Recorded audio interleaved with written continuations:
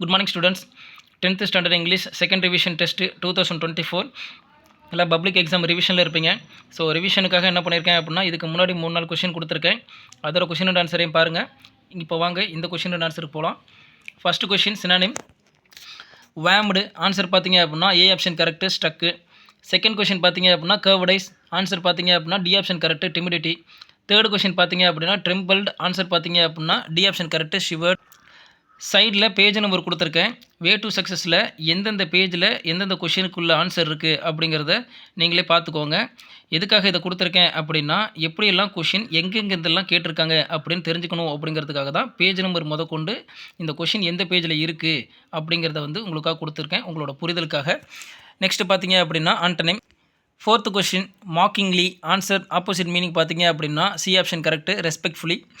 Fifth question பார்த்தீங்க அப்படின்னா tremendous. Answer பார்த்தீங்க அப்படின்னா ஏ ஆப்ஷன் கரெக்டு, டினி.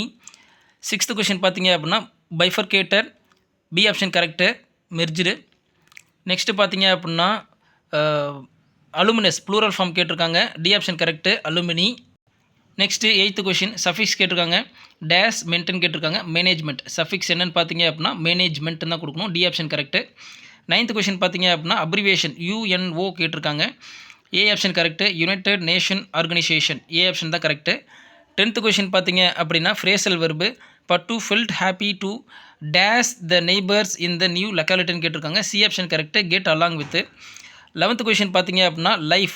இந்த கொஷினை நல்லா படிச்சு பாருங்கள். எப்போதுமே சூட்டபிள் பேர் தான் கேட்டிருப்பாங்க. பட் ஆனால் இங்கே choose the option that does not bear with the word life அப்படின்னு கேட்டிருக்காங்க. காம்பவுண்ட் வேர்டு எது இதுக்கு ஒத்து வராது அப்படின்னு கேட்டிருக்காங்க. சரிங்களா, எது காம்பவுண்ட் வேர்டாக வராது, சூட்டபிளாக வராது அப்படின்னு கேட்டிருக்காங்க. ஸோ டி ஆப்ஷன் தான் கரெக்டு, பிஓஏடி, போட்.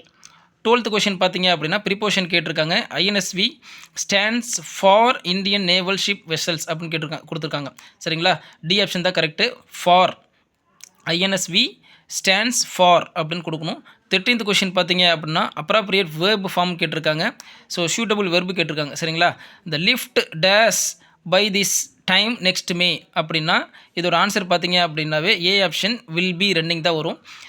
ஏன் சார் வில் பி ரன்னிங் கொடுத்துருக்கோம் ஃபியூச்சர் கண்டினியூஸ் டென்ஸில் அப்படின்னு பார்த்தீங்கன்னா பை திஸ் டைம் அப்படின்னு வந்தாவே ஃபியூச்சர் கண்டினியூஸ் டென்ஸில் போகிறது நல்லது.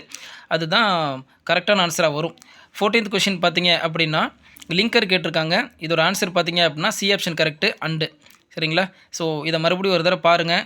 எந்தெந்த பேஜில் எந்தெந்த கொஷின் இருக்குது அப்படிங்கிறத முதற்கொண்டு நீங்கள் போய் செக் பண்ணிக்கோங்க.